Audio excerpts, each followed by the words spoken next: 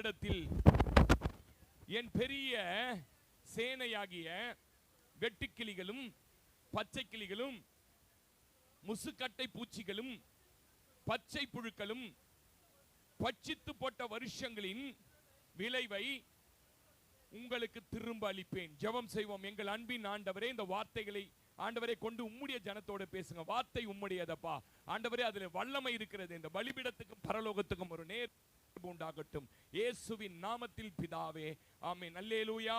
நான் இந்த ஒரு மாதமாக தொடர்ந்து இந்த வார்த்தைகளை உங்களோட பேசிக் கொண்டிருக்கிறேன். தேவ ஜனங்கள் தேவனை விட்டு தேவனுக்கு செலுத்த வேண்டிய பலிகளை நிறுத்திவிட்டு தன்னுடைய நிலங்களிலே விதைகளை விதைத்து அதிலே அறுவடை செய்வதிலும் தேவனுக்கு பயன்படுத்த வேண்டிய மரங்களை கொண்டு தன் வீடுகளை கட்டிக்கொண்டு அவர்கள் தேவனுக்கு செலுத்த வேண்டிய போஜன பலியாகிய அந்த ஸ்தோத்திர காணிக்கை என்கிற ஆராதனையை நிறுத்தினபடியால் கர்த்தர் இந்த ஜனங்களுக்குள்ளே அவர்கள் திரும்பவுமாய் தன் பக்கம் திரும்புவதற்காக என்ன பண்றார்? வெட்டி கிளிகளை, பச்சை கிளிகளை, முசுக்கட்டை பூச்சிகளை அனுப்பி அவர்களுக்கு ஒரு வேளை கூட, இன்னொரு விதத்துல சொல்லணும்னா ஒரே ஒரு வேளை போஜன பலி செலுத்துவதற்கு கூட போஜனங்கள் இல்லாத அளவிற்கு அவங்களை என்ன பண்ணிட்டார்னா டெஸ்ட்ராய்ட் பண்ணிட்டார், அழிச்சிட்டார் அவங்களுடைய ஆகாரங்களை. ஆமென் சொல்லுங்களேன். நான் அடிக்கடி சொல்லுவேன், ஒரு மனுஷன் தேவனால் தெரிந்து கொள்ளப்பட்டு அவன் தேவனுடைய கரத்திலே இருந்து ஆசீர்வதிக்கப்பட்ட பின்பு அந்த மனிதன் தேவனை விட்டு போவானால் அவனை தன்னிடமாய் திருப்புவதற்கு கர்த்தர் எந்த எக்ஸ்ட்ரீம் லெவலுக்கு வேணாலும் போவார். ஆமென் சொல்லுங்களேன். அது நம்ம அறிவுகளை என்ன பண்ணாது, புரியாது. டிஜிஎஸ் தினகர் அங்கிளோட சாட்சி எத்தனை பேர் கேட்டிருக்கீங்கன்னு எனக்கு தெரியாது. பெரிய போக்குவரத்து வசதி இல்லாம இந்த மாதிரி ஹை ஸ்பீடு காரெல்லாம் அந்த நாட்கள்ல கிடையாது.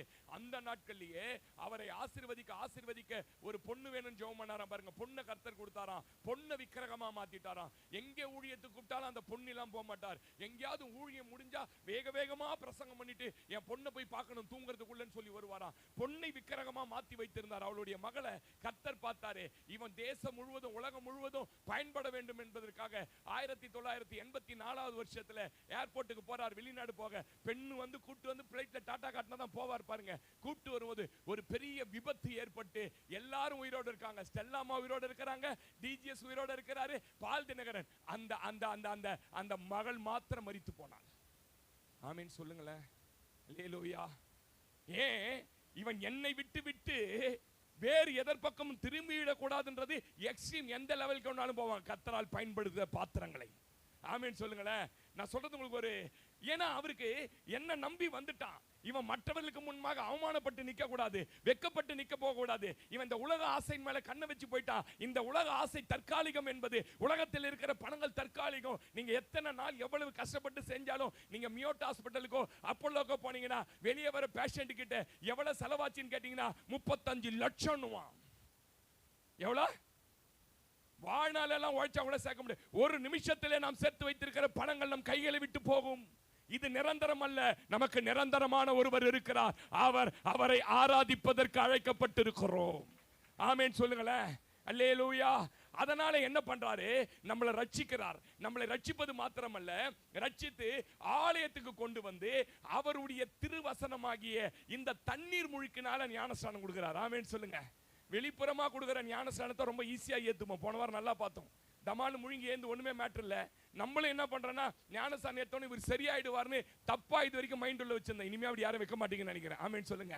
ஞானஸ்நானம் எடுத்த பிறகு கர்த்தர் என்ன பண்றார்? சபையில கொண்டு வந்து அவர்களை உபதேசம் கொடுக்கிறார், அவர்களை மாற்றுகிறார். சிலர் 3 வருடத்திலே மாறுகிறார்கள், சிலர் 30 வருடம் கழித்து மாறுகிறார்கள். ஆமென் சொல்லுங்களேன். இந்த 1 மணி நேரம் கொடுக்கிற உபதேசம் உனக்கு பத்தாதுப்பா. அதனால உனக்கு திருமணம் என்கிற ஒரு உடன்படிக்கையின் மூலம் ஞானஸ்நானமும் திருமணமும் ஒண்ணு. எத்தனை பேர் ஆமென் சொல்றீங்க? நம்ம கல்யாணம் ஆனா சரியாயிடும். எனக்கு சொல்லுவாங்க பாருங்க, ரவுடி மாதிரி சுத்திங்கிறானே அவனுக்கு ஒரு கல்யாணத்தை பண்ணி வைங்களேன் சரியாயிடுவான்னு நினைச்சாங்க பாருங்க. கல்யாணம் ஆகி 10 வருஷம் நான் சரியாவல. ஆமென் சொல்லுங்களேன். கல்யாணமும் ஞானஸ்நானமும் ஒண்ணு. என்ன ரெண்டுமே சேர்ந்து வச்சா ரெண்டுத்துலயும் என்ன வேலை நடக்குதுன்னு கேட்டீங்கன்னா நம்மளை சரி பண்ற வேலை நடக்குது. கணவனுக்கு ஏற்ற மாதிரி மனைவி மாறுகிற வரைக்கும் மனைவி விட மாட்டாங்க. மாத்தணும். அவரை மாத்தி மாத்தி மாத்தி மாத்தி தேவனுக்கு ஏற்றபடி கொண்டு வர்றது அவங்களுக்கே தெரியாத. இவனை மாத்துவாங்க. இப்படி சட்டை போடாத, இப்படி பல் தேய்க்காத, காப்பி குடிக்காத, இப்படி குளிக்காத, வேலைக்கு போவாத, இங்க வரும்போது பேனு பெற்றவாய் மாதிரி வராத, சபைக்கு நல்லா அரங்க வெட்டி, இதெல்லாம் சொல்லி சொல்லி சொல்லி என்ன பண்ணுவாங்கன்னு கேட்டீங்கன்னா அவர் மாத்திருவாங்க பாருங்களேன். சில ஆள்லாங்கிறான், நான் ராஜா, நான் மந்திரி, யாரையும் கேட்க மாட்டேன், யாரையும் பண்ண மாட்டேன், நான் என்ன முடிவு எடுக்கிறேன்னு. அதெல்லாம் கஷ்டம். ஆமீன் சொல்லுங்க. அதெல்லாம் தேர்த்துறது ரொம்ப கஷ்டம். அல்லேலியா சொல்லுங்களேன். மனைவியை கண்டடிக்கிறவன் நன்மையானதை கண்டடிக்கிறான். அடுத்து என்ன போட்டிருக்க? கணவனை கண்டடைகிறவன் மனைவி நல்லதை கண்டறிய போடவே இல்லை பைபிள்ல. ஏன்? இந்த மனைவி என்பவள் மனவாட்டி. இந்த மனவாட்டியோட வேலையை என்னன்னு கேட்டீங்கன்னா, சரி பண்ணணும் சரியில்லாத ஆள.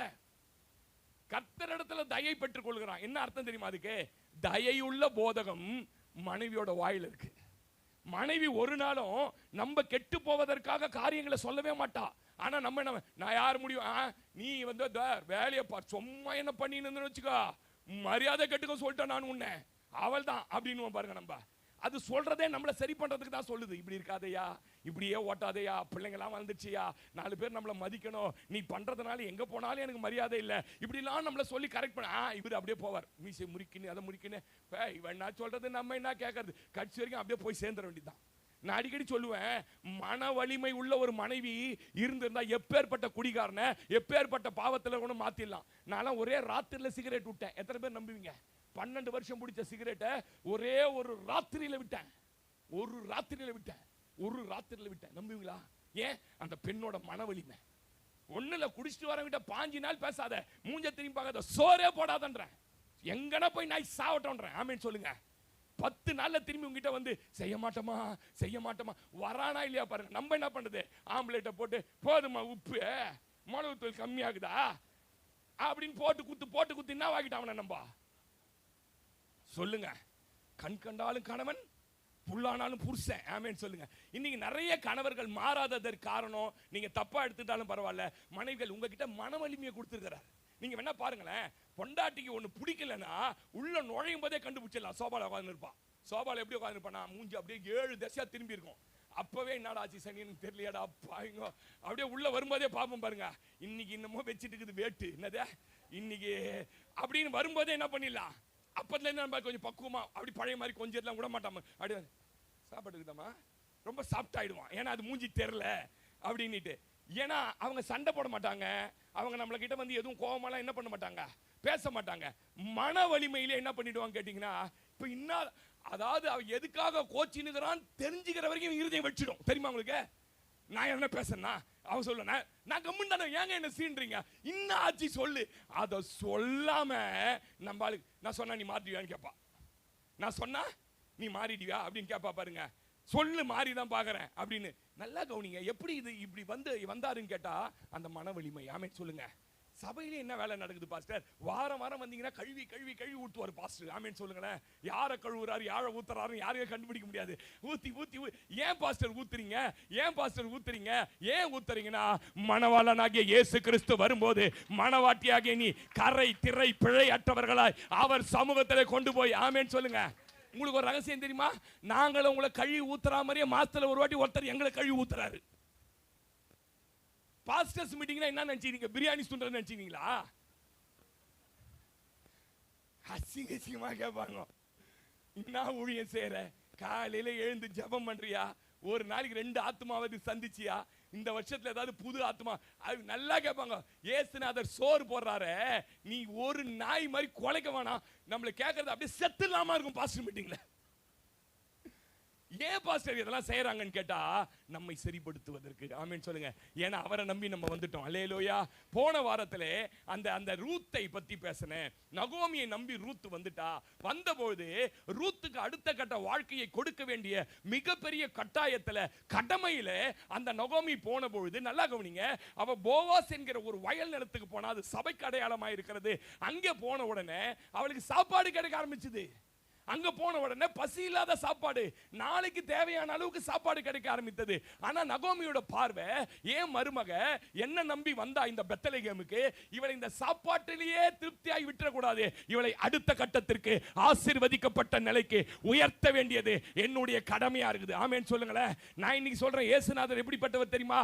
வந்தபோது பசியாய் வந்தோம், நிர்வாணமாய் வந்தோம், ஒன்றுமில்லாமல் வந்தோம், நமக்கு ஆகாரங்களை தந்தார், நமக்கு வீட்டை தந்தார், இன்றைக்கு இருக்கிற அளவுக்கு போதுமான அளவுக்கு தந்தார். ஆனா இதை காட்டிலும் நீங்கள் இப்பொழுது இருப்பதை பார்க்கலாம் 1000 மடங்கு அதிகமாக வேண்டும் என்று அவர் உங்களை வருத்துகிறார். ஆமென் சொல்லுங்க. அல்லேலூயா. அவன் வந்தவன சொன்ன பாருங்க, யார் வயல் நிலம்? போவாஸ் வயல் நிலம். சரிம்மா நல்லது, டெய்லி போய் அந்த வலையிலே போ, அவன் நல்லவன், டெய்லி சோறு போடுவான்னு சொல்ல பாருங்க. அவளை அடுத்த கட்டத்துக்கு ரெடி பண்றா. என்ன ரெடி பண்றா? 3:1 வாசிங்க, ரூத் 3:1 வாசிங்க.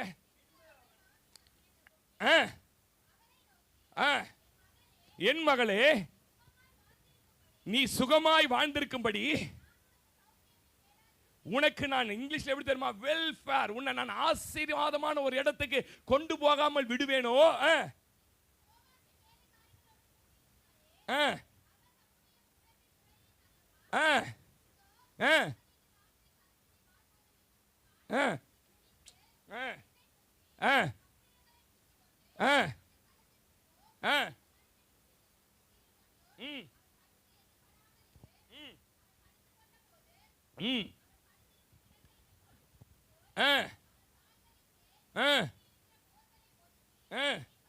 படுத்துக்கொள். ஆமென் சொல்லுங்களேன். அல்லேலூயா. அவ எப்படி நகர்த்தறான்னு கேட்டா, முதலாவது குளித்து என்பது ஞானஸ்நானத்திற்கு அடையாளம். ஆமென் சொல்லுங்களேன். அப்ப ஞானஸ்நானம் என்பது நம்முடைய ஆரம்ப ஸ்டேஜ், உபதேசத்தை கேட்க ஆரம்பிக்கிற ஆரம்ப ஸ்டேஜ். இந்த ஞானஸ்நானம் எடுத்து உபதேசத்தை கேட்டு ஆரம்பித்து, இந்த உபதேசத்தின் மூலமாக, சபை சொல்லுகிற உபதேசத்தின் மூலமாக விசுவாசிகள் சீர்படணும். மனைவி சொல்கிற உபதேசத்தின் மூலமாக கணவன் சீர்படணும். கணவன் கொடுக்கிற ஆலோசனையின் மூலமாக மனைவி சீர்படணும். பெற்றோர்கள் கொடுக்கிற ஆலோசனை மூலமாக பிள்ளைகள் சீர்படணும். இதுக்கு தான் சபையும் குடும்பமும். ஆமென் சொல்லுங்களேன். அல்லேலூயா. இதற்காக தான் நமக்கு இந்த அமைப்பை கர்த்தர் ஏற்படுத்தி கொடுத்திருக்கிறார். அப்போ அவ சொல்றா, நீ முதல்ல என்ன பண்ணணும்னா, குளித்து ஞானஸ்நானம் எடுத்து. இரண்டாவது ஒரு ஸ்டேஜ் இருக்கு பாருங்க.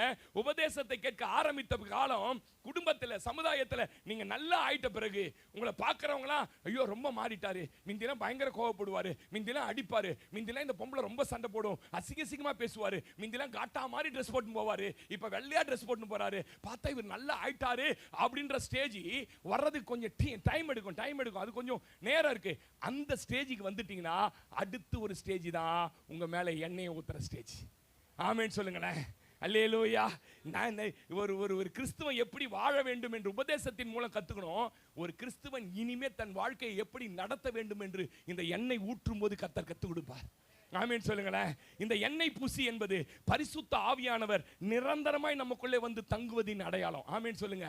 பரிசுத்த ஆவியானவர் என்பவர் நமக்குள்ளே நிரந்தரமாய் வந்து தங்க வேண்டுமானால் முன்னிலை இருக்கு பாத்தீங்களா, முன்னாடி நிலை, அந்த உபதேசம் கேட்கிற நிலையில் நீங்க சரியா உபதேசத்தை கேட்கணும். கேட்டாதான் இவர் உங்களுக்குள்ளே வந்து நிரந்தரமா என்ன பண்ணுவாரு, தங்குவார். ஆமென் சொல்லுங்க. ராஜா, நல்லா கவனிங்க, ஒவ்வொருத்தருக்கும் ஒவ்வொரு விதமான அபிஷேகம் இருக்கிறது. நீங்க பரிசுத்த எபேசியர் 1:13 வாசிங்க. எபேசியர் 1:13 வாசிங்க, சீக்கிரம் வாசிங்க. எபேசியர் 1:13. நீங்களும் உங்கள் ரட்சிப்பினுடைய சுவிசேஷம், நல்லா கவனி, ரொம்ப ஆழமா பேசுறேன் இன்னைக்கு. ரட்சிப்பினுடைய சுவிசேஷமாகிய சத்திய வசனத்தை கேட்டு விசுவாசிகள் ஆனபோது வாக்குத்தத்தம் பண்ணப்பட்ட பரிசுத்த ஆவியால் அவருக்குள்ள நீங்க என்ன பண்ணிட்டீங்க, நல்லா கவனிங்க. ரட்சிக்கப்பட்டு சபைக்கு வந்தீங்கல்ல, வந்தவன சபை கொடுத்த உபதேசம், மனைவி கொடுத்த உபதேசம், கணவர் கொடுத்த உபதேசத்தினால இப்ப நல்லா ஆயிட்டீங்க. நல்லா ஆன உடனே உங்க மேல என்ன பண்றாருன்னா ஒரு முத்திரை போடுறார். ஆமென் சொல்லுங்க. என்ன முத்திரை பாஸ்டர் அது? பரிசுத்த ஆவியானவர் இவர்களுக்குள்ளே இருக்கிறார் என்பதனுடைய அடையாளத்தின் முத்திரையை போடுறார். காயின் மேல போட்ட முத்திரை என்ன தெரியுமா? இவனை கண்டுபிடிக்கிற எவனும் சாகடிக்க கூடாது. தப்பு செஞ்ச ஒருத்தனையும் முத்திரை போட்டு அவனை காப்பாத்தினார்னா, பரிசுத்த ஆவியானவர் நம்மேல் இருப்பாரானால் எவ்வளவு அதிகமாய் நம்மை காப்பாற்றி நடத்த அவர் வல்லமை உள்ளவராய் இருக்கிறார். ஆமென் சொல்லுங்க. அல்லேலூயா. அப்ப இந்த அபிஷேகத்தை குறித்து நீங்க நிறைய பேருக்கு டவுட். இங்க பாருங்க, இது ஒரு பைபிள் ஸ்டடி மாதிரி இருந்தாலும் புரிஞ்சுக்கணும். நீங்க பரிசுத்த ஆவியானவரை குறித்து இன்னை வரைக்கும் சரியா புரிதல் இல்லாமே விசுவாசி வாழறாங்க. ராஜாக்களின் அபிஷேகம் என்பது வேற, தீர்க்கதரிசிகளின் அபிஷேகம் என்பது வேற, ஆசாரியர்களுடைய அபிஷேகம் என்பது வேற. பழைய ஏற்பாட்டு காலங்களிலே வந்த ஆவியானவர் எப்படின்னு கேட்டீங்கன்னா, அவர் வந்து போவார். ஏன் வந்து போவார்னா, அவருக்கு ஒரு காரியம் நடக்கணும். இப்போ ஒருத்தர் அடிச்சு உடைக்கணும், அவனை ஜெயிக்கணும்னா பாப்பார் யாரா இருக்கிறாங்க. சிம்சோன் மாதிரி காட்டான். ஆமென் சொல்லுங்க. எப்தா மாதிரி ஒரு காட்டான். ஆமென் சொல்லுங்களேன். அப்புறம் யெகூத் மாதிரி ஒரு காட்டான். அவனுங்கெல்லாம் சீர்படவே இல்லை. ஆனா ஆவியானவர் வந்து என்ன பண்ணுவார், உள்ள இறங்கி டமால் டுமில் அடிச்சு யுத்தத்தில் ஜெயிச்சோன்னு அவர் கிளம்பி போயிடுவார். ஆமென் சொல்லுங்க. நல்லா கவனிங்க. சவுலுக்குள்ளே ஊற்றப்பட்ட அபிஷேகம் என்பது இதே அபிஷேகம் தான். வாசிங்க நீங்க 1 சாமுவேல் 10:1 வாசிங்க. 1 சாமுவேல் 10:1 வாசிங்க. அப்பொழுது சாமுவேல் தைல குப்பி, அதை அண்டர்லைன் பண்ணிங்க, குப்பின்றதை அண்டர்லைன் பண்ணிக்கங்க. குப்பியை எடுத்து அவன் தலையின் மேலே வார்த்து அவனை முத்தம் செய்து, ஆமென் அல்லேலூயா. இங்கிலீஷ்ல பைபிள் வச்சிருந்தா படிச்சு பாருங்க. பிளாஸ்க்ல, இங்க பாருங்க, பிளாஸ்க்ல ஏற்கனவே ஆயத்தம் பண்ணி வைத்திருந்த எண்ணெய், சமயத்துக்கு அந்த எண்ணெய் யார் வந்தாலும் என்ன பண்ணுவாங்க, தலைமையில ஊத்தன ஆவியானவர் வந்து இறங்கிடுவார். இதுதான் சவுல் மேல இருந்த அபிஷேகம். நல்லா கவனிங்க, பிளாஸ்க்ல வைத்திருந்த அனாயிண்டட் ஆயில். பட் தாவீதின் மேல ஊற்றப்பட்டது இந்த புதிய ஏற்பாட்டின் காலத்திற்கு ஒத்த அபிஷேகம். வாசிங்க நீங்கள் 1 சாமுவேல் 16 அதிகாரம் 1 வசனம் வாசிங்க. 1 சாமுவேல் 16:1 வாசிங்க சிஸ்டர். கர்த்தர் சாமுவேலை நோக்கி,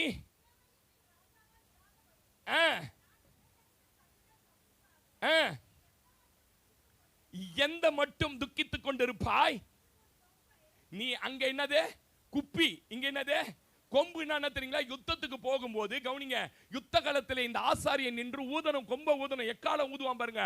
அந்த கொம்புக்குள்ள எப்பொழுதுமே ஆயில வச்சிருக்க முடியாது. இப்ப கவனிங்க, நான் சொல்றத ரொம்ப ஆழமா பேசுறேன். இந்த ஆயில் இவனுக்காகவே ஆயத்தப்பட்டு தயாரிக்கப்பட்ட ஆயில். ஆமென் சொல்லுங்களேன். உங்க மேல ஊற்றப்பட்டு இருக்கிற பரிசுத்த ஆவியானவர் ஏற்கனவே ஆயத்தம் பண்ணி வைத்து யார் மேல வேணாலும் ஊற்றின ஆவி அல்ல. உங்களை சீர்படுத்தி ஸ்திரப்படுத்தி உங்களை இருதயத்துக்கு ஏற்றவனாய் கண்டு உங்கள் மேல ஊற்ற பட்டிருக்கிற இந்த ஆவியானவர் உங்களுக்குள்ள இருக்கிறார். எத்தனை பேர் ஆமென் சொல்றீங்க? அல்லேலூயா. எத்தனை பேருக்கு நான் பேசுறது புரியுது?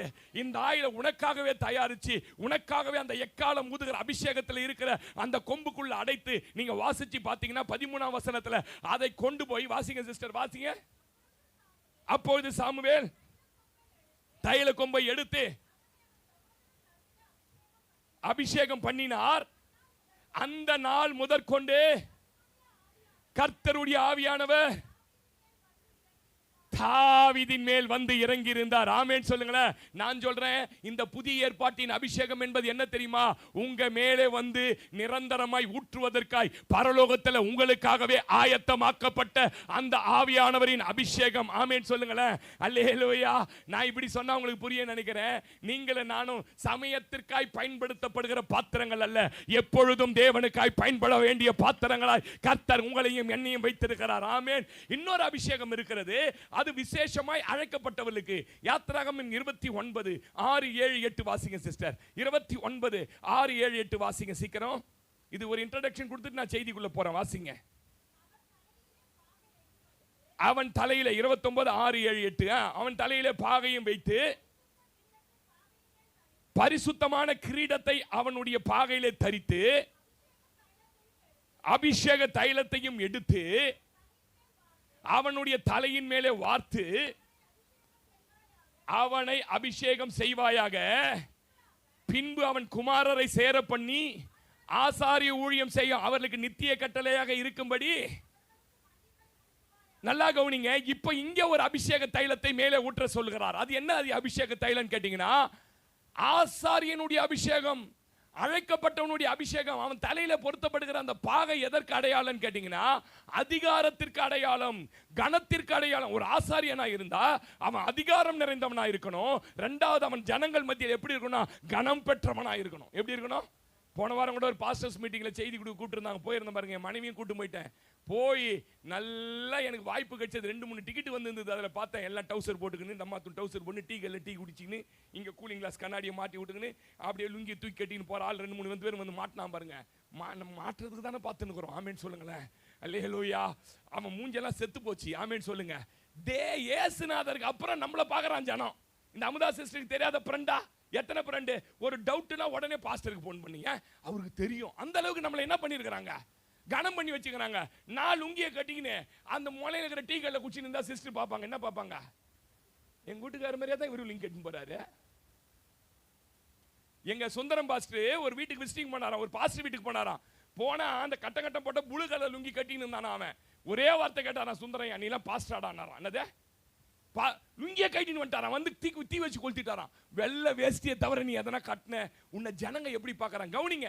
இந்த பாகை என்பது அதிகாரம் மட்டுமல்ல, அந்த பாகை என்பது கணம். கர்த்தர் ஊழியக்காரனை கணம் பண்ணி வைத்திருக்கிறார். ஆமென். லேவியராகமம் 9:22-23 வாசிங்க. லேவியராகமம் 9:22-23 வாசிங்க. பின்பு ஆரோன் ஜனங்களுக்கு நேராக தன் கைகளை உயர்த்தி அவர்களை ஆசீர்வதித்து பாவ நிவாரண பலியையும் இறங்கினான். வெளியே வந்து ஜனங்களை ஆசீர்வதித்தார்கள். அல்லேலூயா சொல்லுங்களேன். என்ன பாஸ்டர் காணா உங்களுக்கு? என்ன பாஸ்டர் அவங்களுக்கு அதிகாரம்னா, அவங்க ஆராதனை நடத்தி விட்ட பிறகு கவனிங்க, ஜனங்களை பார்த்து வெளியே பலிபீடத்தில் வந்து கைகளை நீட்டி ஆசீர்வதிக்கப்படுவார்களாக என்று சொன்னாதான் ஜனங்கள் மேலே கர்த்தருடைய மகிமை வந்து காணப்படும். ஏன் பாஸ்டர் எல்லாரும் ஜபம் முடிஞ்ச உடனே வந்து ஜபம் பண்ணி தான் போறாங்க? ஐஸ் வைக்குதா பாஸ்டர் உங்களை? என்னைக்கு ஏன் ஐஸ் வைக்கணும்? ஆமென் சொல்லுங்களேன். அது ஒரு மகிமை. இந்த பலிபீடத்தில் நிற்கும் போது கர்த்தர் முழுமையாய் தன் ஊழியக்காரனை பயன்படுத்துகிறான். அது யாரா இருந்தாலும், எப்பேற்பட்ட மனுஷனா இருந்தாலும், அவன் கேரக்டரே சரியில்லை, அவருடைய ஊழியத்திற்காக அவனை பயன்படுத்துவார். ஆமென் சொல்லுங்க. அந்த மகிமையோடு அவர்கள் வந்து உன் மேல சொல்லி நீ பரவி போகிற ஆராய் மாற போற, உன் பேர பெருமை, அந்த வார்த்தையை கர்த்தர் கனம் பண்ணுகிறார். கனம் பண்ணுவது மாத்திரமல்ல, அந்த வார்த்தையை நிறைவேற்றுகிறார். அதனாலதான் என்ன, நீங்க என்னாகமத்தின் புஸ்தகம் 6ஆம் அதிகாரம் 24, 27 இருந்து வாசிங்கன்னா, கர்த்தர் உன்னை ஆசீர்வதித்து உன்னை காக்க கடவர். கர்த்தர் தம்முடைய முகப்பிரகாசத்தை உன்மேல் பிரகாசிக்க பண்ணி உன்மேல் கிருபையா இருக்க. வாசிங்க.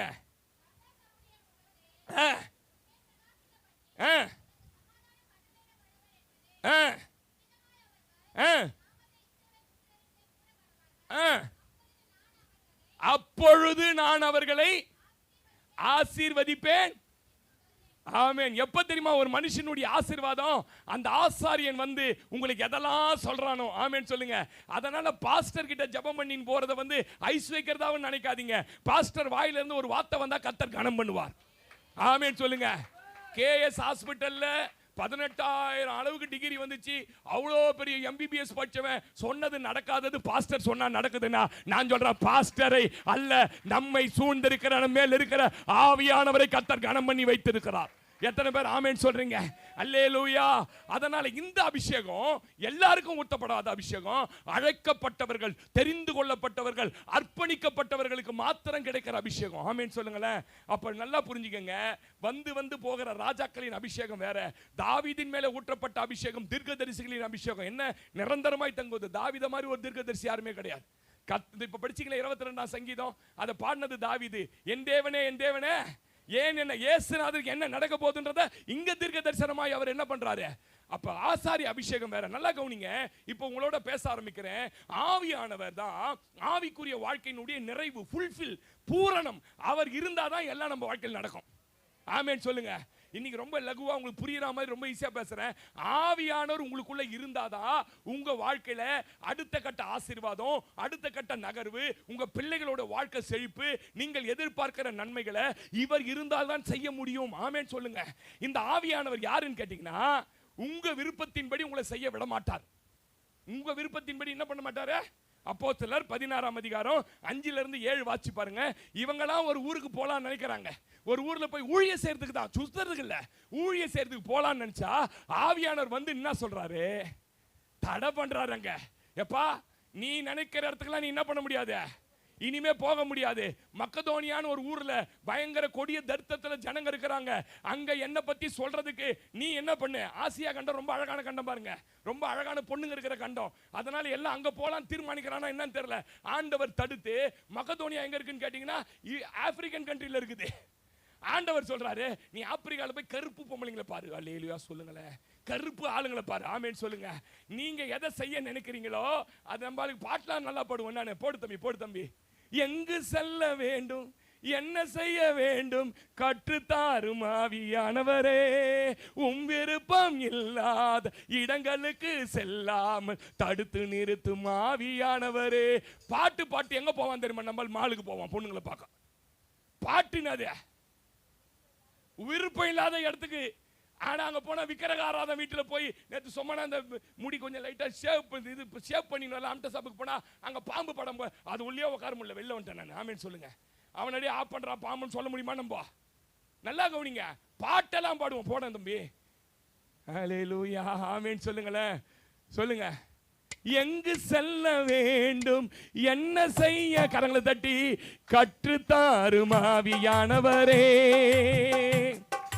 எங்கு செல்ல வேண்டும், என்ன செய்ய வேண்டும், வழி நடத்தும் ஆவியானவரே. உம் விருப்பம் இல்லாத இடங்களுக்கு செல்லாமல் தடுத்து நிறுத்தும் ஆவியானவரே. உம் விருப்பம் இல்லாத இடங்களுக்கு செல்லாமல் தடுத்து நிறுத்தும் ஆவியானவரே. ஆவியானவரே, ஆவியானவரே, பரிசுத்த ஆவியானவரே. ஆவியானவரே, ஆவியானவரே, பரிசுத்த ஆவியானவரே. எங்களுக்குள்ளே வாசம் பண்ணும், எங்களுக்குள்ளே வாசம் செய்யும் ஆவியானவரே. இந்த நாளில் உம் சித்தம் போல் நடத்தி செல்லும் ஐயா. எங்களுக்குள்ளே வாசம் செய்யும் ஆவியானவரே. இந்நாளில் உம் சித்தம் போல் நடத்தி செல்லும் ஐயா. ஆமென் சொல்லுங்க. அவங்க போக நினைச்ச இடம் வேற, ஆவியானவர் நினைச்ச இடம் வேற. 9:6 அப்போஸ்தலர் நீங்க வாசிங்கன்னா, அவன் என்ன செய்ய வேண்டும் என்று நான் அவனுக்கு போதிப்பேன்னு ஆண்டவர் சொல்றார். எத்தனை பேர் ஆமென் சொல்றீங்க? ஆவியானவர் இருந்தா என்ன பாஸ்டர் நடக்கணும்? நீங்க எதை செய்ய விரும்புறீங்களோ அதை செய்யாமல் தடுத்து அவர் எதை செய்ய விரும்புகிறாரோ அதற்கு உங்களை பாத்திரங்களாய் பயன்படுத்துவார். ஆமென் சொல்லுங்களேன். அல்லேலூயா. ஆமென் சொல்லுங்க. அல்லேலூயா. இந்த ஆவியானவர் எப்படி பாஸ்டர்? இந்த ஆவியானவர்னா எப்படி பாஸ்டர்? நீங்க நிறைய பேருக்கு ஆவியானவர் பத்தி தெரியல. ஆவியானவர் எப்படி பாஸ்டர்? இயேசு கிறிஸ்து எப்படிப்பட்டவரோ அப்படியே இந்த ஆவியானவர். இயேசு கிறிஸ்து எப்படிப்பட்டவர் சொல்லுங்க, யாரா சொல்லுங்க. அவர் இரக்கமும் மன உருக்கம் நிறைந்தவர். யாராவது பசினா தாங்க மாட்டார், யாருன்னா வியாதினா தாங்க மாட்டார், யாருக்காவது ஏதாவது பிரச்சனைனா தாங்க மாட்டார். அவர் எப்படிப்பட்டவரோ அதே போல ஆள் தத்துவம் உள்ளவர் தான் இந்த ஆவியானவர்.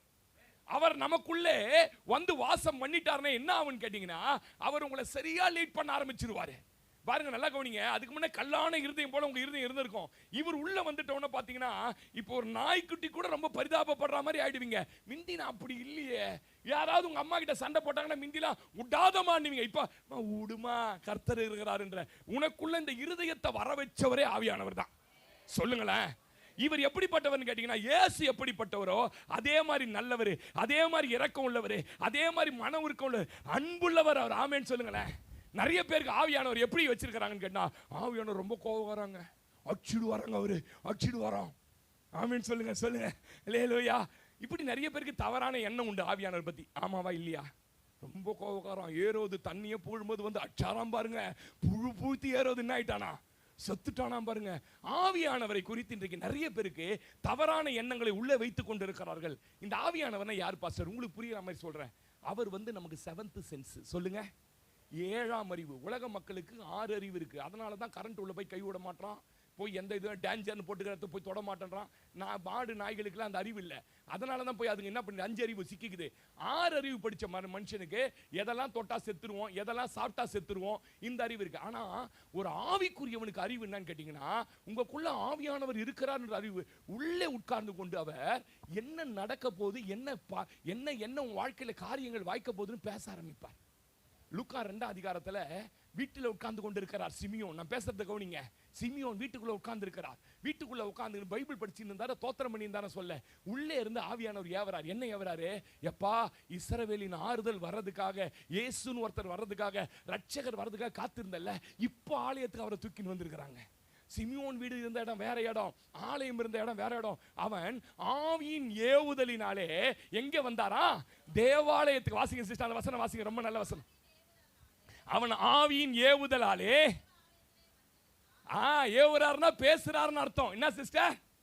பேசுவாரு. நீங்க காலையில கிளம்பும் போதே இந்த இடத்துக்கு போவாதன்னு பேசுவாரு. சில ஆள்லாங்கிறாங்க, இன்னும் மீறி போய் போகும் பாருங்க.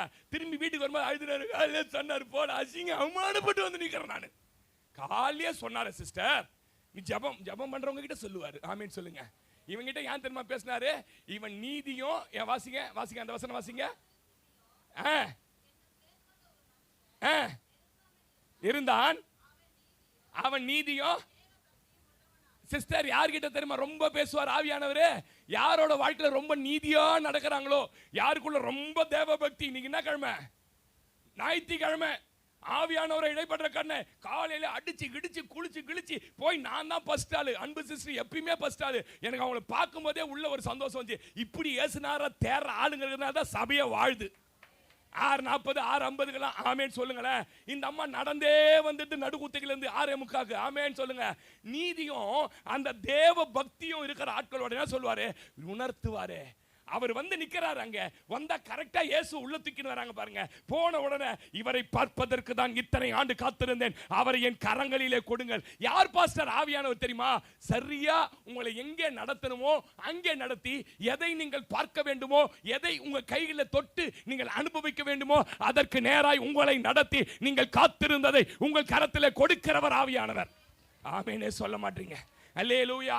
இந்த 7th சென்ஸ் பாருங்க, கண்டிப்பா ரட்சிக்கப்பட்டு வாழ்க்கையை சரி பண்ணி கொண்டு ஆவியானவர் முத்திரை போட்டாரு. இனிமே அதை எடுக்க முடியாது. ஒரு முத்திரை போட்டு இவங்க எல்லாருக்குள்ளேயும் ஆவியானவருடைய நடத்துதல் இருக்கும். எங்களுக்கு ஒரு சகோதரி தெரியும் பாருங்க, திருநெல்வேலியில் இருக்காங்க. பயங்கர ஹிந்து பேக்ரவுண்ட்ல அவங்க அவங்க அவங்க மாமியார் குடும்பம். இந்த சகோதரிக்கோ சின்ன வயசுல இருந்து இயேசுநாதர்னா அவ்வளவு பிடிக்கும். எங்களுக்கு ஒரு 14 வருஷமா அவங்களுக்கு தெரியும் பாருங்க. விசுவாசி கூட அவ்வளவு விசுவாசமா இருக்க மாட்டாங்க, அவ்வளவு விசுவாசம். அவங்க சொல்றாங்க, ஒரு நாள் போன வாரத்தில் ஃபோன் பண்ணி சொல்றாங்க, அண்ணே, அண்ணன் தான் கூப்பிடுவாங்க, அண்ணே காலையில எழுந்த உடனே ஏசப்பா என்கிட்ட சொல்லிட்டாருண்ணே, இன்னைக்கு உன் புருஷனுக்கும் உன் பிள்ளைக்கும் ஏதோ நடக்க போகுது, நீ ஜெபம் பண்ணு, நீ ஜெபம் பண்ணுன்னு சொல்றாருண்ணே. நான் உட்காந்து ஜெபம் பண்றேன். இவர் மத்தியானம் பிள்ளையை கேவியில போய் கூட்டு வரதுக்காக வண்டி எடுத்துன்னு கிளம்புனா சட்டையெல்லாம் சைட்ல கிழிஞ்சிருக்குது. நான் சொல்றேன், ஏங்க நல்ல சட்டை போடுங்க, நீங்க நல்ல சட்டை போட்டு போங்க, அது மாத்திரம் ஹெல்மெட்டை போடுங்கன்னு. ஹெல்மெட்டை போட்டு நீங்க கீழே வருது. ஹெல்மெட் நிறைய பேர் போடுவான், கீழே என்ன பண்ண மாட்டான். நிறைய ஆள் கண்ணாடி ஹெல்மெட் மாட்டி வச்சிருப்பான். பார்த்தீங்கன்னா பிர்ருன்னு போலீஸ் வந்தா ஹெல்மெட்டே உன் தலைக்கு தான் ஆமேன்னு சொல்லுங்க. நீ விழுந்துனா சொல்றாங்களாம் பாருங்க, வேடி வேலையே இல்லை உனக்கு அப்படி. எங்க போங்க போங்கன்னா திட்டாலே நீ ஹெல்மெட்டை தூக்கி மாட்டணும், கீழே டக்கு மாட்டல போய் குழந்தைய போய் தூக்கிட்டு வந்திருக்கிறார். டோல்கேட் ஆண்ட வரும்போது என்ன நடந்ததுன்னு தெரியல, கண்ணை ஒரு நிமிஷம் சொக்கிட்டாரு. சொக்கன உடனே வண்டி போய் அந்த டிவைடர்ல அடிச்சு, இவர் தூக்கி வீசப்பட்ட டிவைடர்ல இவர் நெஞ்சு எலும்புகளெல்லாம் முறிஞ்சு போனது. குழந்தை அண்ணாண்ட விழுந்து கிடக்குறான். இவர் அப்படி நம்ம என் பிள்ளைய காப்பாத்துங்க, பிள்ளைய காப்பாத்துங்க. காலையிலே ஆவியானவர் சொல்லிட்டாரு. இவனுக்கு செய்தி வந்து சொல்றாங்க, நான் காலையிலே சொன்னேங்க, ஆனா அண்ணன் என்ன தெரியுமா, சாக வேண்டிய மனுஷனை என் ஜெபத்தினால கர்த்தர் காப்பாற்றி வைத்திருக்கிறார். ஐயா யாரியா? சபைக்கு வரலையா? அவங்க சபைக்கு வரலையா? சத்தியத்தை கேட்கலையா? அந்தரங்கத்தில் இயேசுவை நம்புகிறவர்களோடு அப்படி ஆவியானவர் பேசுவாரானால் நீ கர்த்தரையே நம்பி ஜீவிக்கிற மகள் அல்லவா? இன்னைக்கு ஆவியானவர் மேல ஒரு அபிஷேகத்தை போட விரும்புறார். இப்ப பெற்றுக்கொள்ள. உனக்கு நடக்க போகிற சில காரியங்களை, உன் குடும்பத்துக்கு நடக்க போற காரியங்களை தீட்டாபாராகோ ஊற்று. அந்த வல்லமை ஆவியானவர் உன்னை நிரப்ப விரும்புகிறாரு. ஷேக்கேரோ ஒரு விடாத அந்த அபிஷேகத்தை கர்த்தருடைய ஆவியானவர் உன் வாழ்க்கையில நடக்க போற அத்தனை வர நாட்கள்ல சொல்ல போறாரு. ஓ ராபானி தீர்க்கதரிசி, கர்த்தருடைய முத்திரை உன் மேல ஆவியானவர் எங்க அச்சாரத்தை மேல போட்டு வச்சிருக்கிறார். ஹல்லேலூயா, ஹல்லேலூயா, ஹல்லேலூயா. ஆமென், ஆமென். ஷபாகரோதோனோ. இந்த சபை ஆண்டவரே ஆவியானவரால் முத்தரிக்கப்பட்ட ஒரு சபையாய், இங்க இருக்கிற விசுவாசிகள் ஆவியானவரால் முத்தரிக்கப்பட்ட விசுவாசிகளாய் மாறுவார்களாக. ஆமென், ஆமென், ஹல்லேலூயா, ஆமென் சொல்லுங்களேன். இந்த அபிஷேகம் நம்ம சபைக்குள்ள வரப்போகுது, நம்புறீங்களா? ஆமென் சொல்லுங்க. அல்லேலூயா. இந்த ஆவியானவர் எப்படிப்பட்டவர்னு கேட்டீங்கன்னா கவனிங்க, என்றென்றைக்கும் உங்களுக்குள்ள வந்து வாசம் பண்ண விரும்புகிறவர். யோவான் 14:16 வாசி பாருங்களேன். அவர் சொல்றாரு, இந்த ஆவியானவர் என்றென்றைக்கும் உங்களுக்குள்ள இருக்க விரும்புகிறார் என்று போட்டிருக்கு. வாசிங்க சிஸ்டர். நான் பிதாவை வேண்டிக் கொள்வேன். என்னைக்கோ ஒரு நாள் இல்ல கிரேசி, என்றென்றைக்கும் உங்களுடனே கூட இருக்கும்படி. ஆமென், அல்லேலூயா. இரண்டாவது ஆவியானவர் கோவக்கார மாத்திரம் இல்ல, ஆவியானவர் ட்ரம் அடிச்சாதான் வருவார். நீங்க நம்ம நிறைய பேருக்கு என்ன இருக்குது, என்னது அக்கினியாகி இறங்கிடுமே அக்கினி கர கர கர கர அப்படி தலைவா பிச்சுன்னு முடிய சிலலாம் பாருங்க, அப்படி பாடினா பின்னாடி பொம்பளைங்களா அப்படியே சுத்தி புடவெல்லாம் மூந்து டம்முன்னு ஆகி அதை தூக்கி அது மேல 2 பெட்ஷீட்டை போட்டு அதை தூக்கி ஆமென் சொல்லுங்களேன். அப்படியே இந்த வாஷிங் மிஷின்ல துணி எடுக்கும்போது பாத்துக்கிறீங்களா, பிச்சி கை எங்க இருக்குது, பேண்ட் கால் எங்க இருக்குதுன்னு தெரியாது, அப்படி எடுத்து ஆமென் சொல்லுங்க. அச்சி புஷு நாயி நம்ம என்ன நினைச்சிடுவோம், பயங்கரமா ஆவியானவர் இறங்கி அக்காவை நறுப்பிட்டாரு, தம்பியை நறுப்பிட்டார், தம்பி பான் ஆயிட்டார். இப்போ எல்லாம் சேர்ந்து தூக்குற அளவுக்கு இனிமே அவர் சரியாயிடுவார் பொழுது நினைச்சா, வீட்டுக்கு போன உடனே ஈட்டி எத்தனை கையில் நிற்கிறாரு. தாவீது வா, இது உணர்ச்சியை உடுகாட்சியா பாத்துக்கிறீங்களா? இங்க சாந்தியக்காகுது. எங்க எங்க எங்க எங்க எங்க காஞ்சிபுரத்துல எங்க அக்கா மாமா பொண்ணு சாந்தியக்காகுது. டிவியில உடுகாட்சியா கூட இங்க ஆடும் சோபால கட கட கடகடான்னு. டிவியில உடுக்க சத்தம். நான் வந்துட்டாலும் ஆத்தானே அடப்பாவீங்க. ஆத்தா வந்தாலும் அதே மாதிரி பெந்தகோஸ்தேக்காரன் எப்படி கேட்டீங்கன்னா அடிக்கணும். அந்த காலத்துல வந்தான் பாருங்க, அல்லேலியா ஜோசப் எங்க சர்ச்சில் ஓத்துவேன்.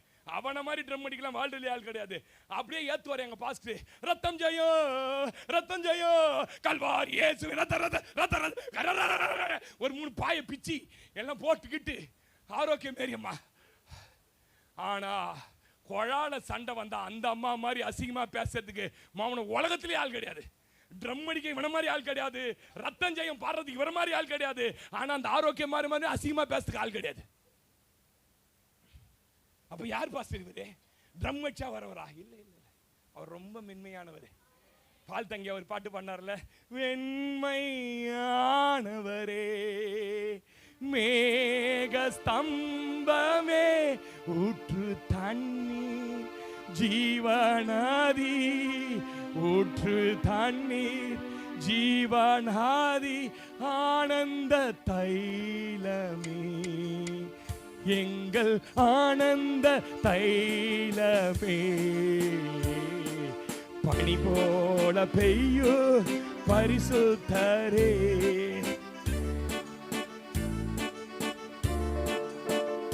ஓ பரிசுத்தரே மழையாக பொழியோ ஆவியே ஆவியே ஆவியே மழையாக பொழியோ ஆவியே ஆவியே ஆவியே மழையாக பொழியும் ஆவியே. ஆமென் சொல்லுங்களேன். அப்போ நம்ம சவுல் அல்ல வாத்தியம் வாசிக்கும் போது போயிட்டு அப்பப்போ ஈட்டி எடுத்துக்கணும். அப்பப்போ ஆவியானவர் வந்துட்டாருனாலே உள்ள பல மாற்றங்கள் தெரிய ஆரம்பிச்சிடும். ஆமென் சொல்லுங்களேன். இந்த ஆவியானவர் என்ன பண்றாரு பாஸ்டர்? நமக்குள்ளே வந்துட்டாரு, நீங்க விரும்புறதா செய்ய விட மாட்டார். இவர் என்ன பண்றாருன்னு கேட்டீங்கன்னா 16ஆம் அதிகாரம் யோவான் 7-8 வசனங்களை வாசிங்கன்னா, சபை என்ன செய்ததோ, மனைவி குடும்பத்தில் கணவனுக்கு என்ன செய்தாலோ, கணவன் மனைவிக்கு என்ன செய்தாரோ, பெற்றோர்கள் பிள்ளைகளுக்கு என்ன அதே தான் இவரும் செய்வார். வாசிங்க. நான் உங்களுக்கு உண்மையை சொல்லுகிறேன். வாசிங்க. நான் போகிறது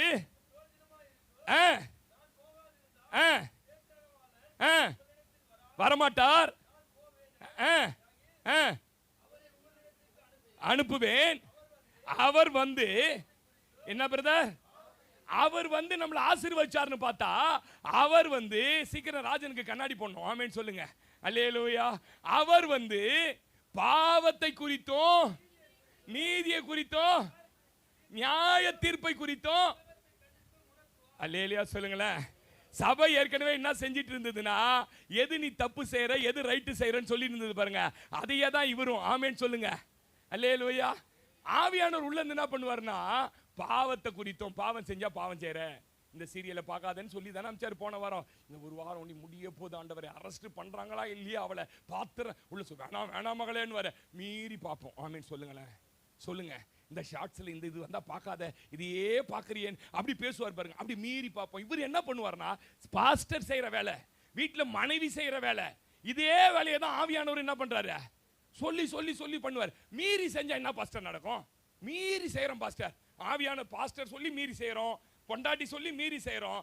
ஆவியானவர் சொல்லி மீறி செஞ்சா என்ன பாஸ்டர் நடக்கும்? ஒண்ணுமே இல்ல. மீறி செஞ்சா நம்மள அடிப்பாரா பாஸ்டர்? பல பேர் பாவம் செய்யாம இருக்கிறதுக்கு என்ன காரணம் சொல்லுங்க? அடிச்சு விடுவாரு அப்படின்னுட்டு. பாவம் செஞ்சா அடிப்பாரா பாஸ்டர்? இல்ல பாவம் செஞ்சா தடுப்பாரா பாஸ்டர்? இல்லைன்னா பாவம் செஞ்சா நம்மளை விட்டு போயிடுவாரா பாஸ்டர்? டவுட் இருக்குதா இல்லையா? ஆமென் சொல்லுங்க. ஆவியானவரை பத்தி நிறைய நிறைய தப்பா நிறைய பேர் தெரிஞ்சுட்டாங்க. பாவம் இல்ல கவனிங்க, அவரு நீங்க தொடர்ந்து அவர் பேசியும் மீறி செஞ்சீங்கன்னா உங்ககிட்ட பேசுறத ஸ்டாப் பண்ணிடுவார். உங்களை கிட்ட பேசுறத நிறுத்திடுவார். பேசுறத நிறுத்திடுவார். தன்னிச்சே எங்க வேணாலும் போவீங்க, எந்த உணர்வுமே இல்லாம எல்லா காரியத்தையுமே செய்வோம். ஆனா உங்களை விட்டு போயிடுவார். எனக்கு ஒரு பெரிய கேள்வி இருக்குது, உண்மையிலே உங்களை விட்டு போயிடுவாருன்னு நீங்க நினைக்கிறீங்களா? புதிய ஏற்பாட்டுல இப்போ என் மனைவிக்கு பிடிக்காத நிறைய செஞ்சுக்கிறேன் ஆரம்ப காலங்கள்லாம். போய் செஞ்சுட்டு வந்தா என்ன ஆகுனா, ஒரு வாரம் என்னன்னா ஸ்ட்ரைக் நடக்கும் வீட்டில். என்ன நடக்கும்? என்கிட்ட பேச மாட்டாங்க, சோறு போட மாட்டாங்க, ஒரு வாட்டி என்ன பண்ணிட்டாங்க, ஏதோ பிரச்சனை, அவங்க அப்பாவுக்கு பேனா இல்லைன்னு ரெட் லெட்டரில் பேனா லெட்டர் எழுதிட்டாங்க. என்ன லெட்டர்? அப்பெல்லாம் லெட்டர் தானே, இங்கிலாந்து லெட்டரு. ரெட்டு பேனால் எழுதணும்னு எங்கள் மாமனார் திறந்து பார்த்து மறைமுகமாக என் பொண்ணு சிவப்புல எச்சரிக்கை எழுதி அமைச்சிருக்கிறா. மாமனை காலங்காத்தால 5:30 மணிக்கு வந்துட்டான் அந்த ஆளு. என்னதான் என் பொண்ணு ஏதோ ஆபத்தில் சிக்கின்னு, ஏன்னா முதல்ல கிட்ட குத்துட்டு முழுங்கிட போகுது. நான் என்னங்க இல்லை சிவப்பு லெட்டர் எழுதி இருந்ததுப்பா, என்னமோ அவன் வீட்டில் பிரச்சனை போடுது, அடிச்சு நான் அடிச்சதே கிடையாது. ஆமேன்னு சொல்லுங்க. இவ்வளோ பிரச்சனையிலையும் இன்னொன்னுமா தப்பு பண்ணியிருக்கிறேன் பாருங்க. கிரிக்கெட் விளையாட போடுவோம் விட்டுட்டு, கல்யாணம் ஆன வாரமே ஊட்டிக்கு போயிட்டேன். இவ்வளோ விட்டு நான் தனியாக ஊட்டிக்கு போயிட்டேன். ஆனால் என்னை விட்டு போகவே இல்லை. ஆனால் நான் செய்யறது பிடிக்கலன்னா என்கிட்ட பேசாமல் நின்றுவாங்க. எப்போ பாஸ்டர் திரும்ப பேசுவாங்க? எப்போ நான் அதை சரி பண்ணிக்கிட்டு இனிமேல் நான் செய்ய மாட்டேமா, உனக்கு பிடிக்கலன்னா நான் செய்ய மாட்டேமா அப்படின்னு அந்த கோவம் நான் தணிஞ்சி கொஞ்சம் காலம் ஆன பிறகு பழையபடி என்கிட்ட பழக ஆரம்பிப்பாங்க. ஆமீனா? ஆமீன் சொல்லுங்க. அதுதான் நல்ல பொண்டாட்டி. அல்லேலூயா சொல்லுங்களேன். நான் வாழ்நாள் முழுவதும் பேச மாட்டேன். ஒரே வீட்டில் போய் 24 வருஷமா அவர் அந்த ரூம்ல இருக்கிறாரா, இவர் இந்த ரூம்ல பேசண்டே இல்லையா பாருங்க சிலர். அதை பெருமையா சொல்லிட்டாருமா, 24 வருஷம் ஆச்சு அந்த ஆள்கிட்ட நான் பேசி, நீ சத்தியமா பொண்டாட்டியா இருக்க லாக்கி இல்லைன்னு. ஆமீன் சொல்லுங்க. எவ்வளவு சண்டை வந்தாலும், நம்ம பிள்ளைகளை எவ்வளவு அடித்தாலும் கண்டித்தாலும் பிள்ளைகள் நம்மளை விட்டு போக மாட்டாங்க. மனைவி கணவனை விட்டு போக மாட்டா, கணவன் மனைவி இதே போல உறவுதான். நாம் செய்தா அவர் என்ன பண்ணுவார்னா உள்ள உட்கார்ந்து கொண்டு வருத்தப்பட்டு கொண்டு இருப்பார் தவிர உங்களை விட்டு என்ன பண்ண மாட்டாரு, போக மாட்டாரு. கோபம் தணிந்த பிறகு ஆமேன்னு சொல்லுங்களேன், உங்ககிட்ட கொஞ்சம் கொஞ்சமா திரும்ப பேச ஆரம்பிப்பார். உங்களுக்கு தெரியுமா, தாவீது தப்பு செய்யறது பாவம் செய்யறதுக்கு முன்பாக தாவீது கிட்ட நேரடியா பேசுவார். அந்த பின் தொடர்ந்து போ, உனக்கு தரப்போறேன், திருப்பி தரப்போறேன். முசுக்கட்ட செடியில நான் போகிற இறைச்சலின் சத்தத்தை கேட்டுட்டீனா நீ என் பின்னாடியே வாடா தாவீதுன்னுவாரு. ஆனா போடா, அவனோட ஆயுதத்தெல்லாம் தூக்கி போட்டு ஆத்துல போய் நில்டா, நான் ஒரு 5 கூழாங்கல்ல காட்டுறேன். இதெல்லாம் பின்னாடி இருந்து பேசுனது. அவன் தான் சொல்றான், என்னை நடத்துகிற ராணுங்களின் சேனைகளின் இயேசுவின் நாமத்தில் வருகிறேன். இப்படி நேரடியா பேசியிருந்தார் பாருங்க. கவுனிங்க நான் பேசுறத ரொம்ப ஆழம். அவன் பாவம் செஞ்சிட்ட உடனே அவங்கிட்ட பேசுறதை நிறுத்திட்டாரு. நாத்தான் என்கிற ஊழியக்காரர் மூலமா பேச ஆரம்பிக்கிறார். நல்லா கவனிங்க, ஊழியக்காரர்கள் மூலமா பரிசுத்த ஆவியான ஏன் தெரியுமா பேசுறாரு? நம்ம வாழ்க்கையில நாம் தவறு செய்யும் போது ஆவியானுடைய சத்தத்துக்கு கீழ்ப்படியாம நமக்கு இஷ்டமானது அடுத்த வாரமே அதை பத்தி பேசுவார். ஆமென் சொல்லுங்க. தாவீது கிட்ட ஒரு நல்ல குணம் என்ன தெரியுமா? யார் அங்கே? நான் ராஜா, இது 100 ரூபாய்க்கு ஊடு ஊடா ஏறி காணிக்கை வாங்குற நாத்தான், இது தலையை வெட்டு அப்படி சொன்னாரா? பாஸ்டர் ரொம்ப அவமானமா நினைக்காதீங்க. சிலர்லாம் அப்படி நடக்கிறாங்க, அவமானம் நினைக்கிறாங்க. வயிலாதவங்க நம்ம போட்டாதான் இவனுங்களாம் சோறு. ஆமேன்னு சொல்லுங்களேன். காக்கா வச்சு நடத்திடுவார். அல்லேலூயா. அவன் சொன்ன அடுத்த செகண்ட் அந்த ஆவியானவர் ஊழியக்காரன் பேசணும்னு தண்ணீர் டவுன் பண்ணி, ஆண்டவரே பரிசுத்த ஆவியை என்னிடத்திலிருந்து எடுத்துக்கொள்ளாதேன்னு ஜெபம். ஏன் தெரியுமா? நீங்க இதுக்கு முன்னாடி நேரடியா பேசுறீங்க, இப்ப இன்னொரு ஆளுகிட்ட சொல்லி பேச அளவுக்கு என் வாழ்க்கை வந்துடுச்சு ஆண்டவரே. ஆண்டவரே பரிசுத்த ஆவியை எடுத்துக்கொள்ளாதீங்க. அவன் மனம் திரும்பின அடுத்த செகண்ட் அதே நாத்தான் கிட்ட சொல்றாரு, இதுக்கு முன்னாடி வரைக்கும் நான் தான் ஆலயத்தை கட்ட போறேன் அப்படின்னு தெரியாது, பெரிய ப்ராஜெக்டை கையில கொடுக்கிறார். நான் என்ன தெரியுமா சொல்றேன், நீ மனம் திரும்பி அவரிடத்துல வரும்போது உன்னை நம்பி பெரிய பெரிய பொறுப்புகளை, பெரிய பெரிய காரியங்களை கர்த்தர் கையில கொடுப்பார். ஆமென் சொல்லுங்க. ஆனா கடைசி வரைக்கும் சவுல் கிட்ட பேசவே இல்லைங்க.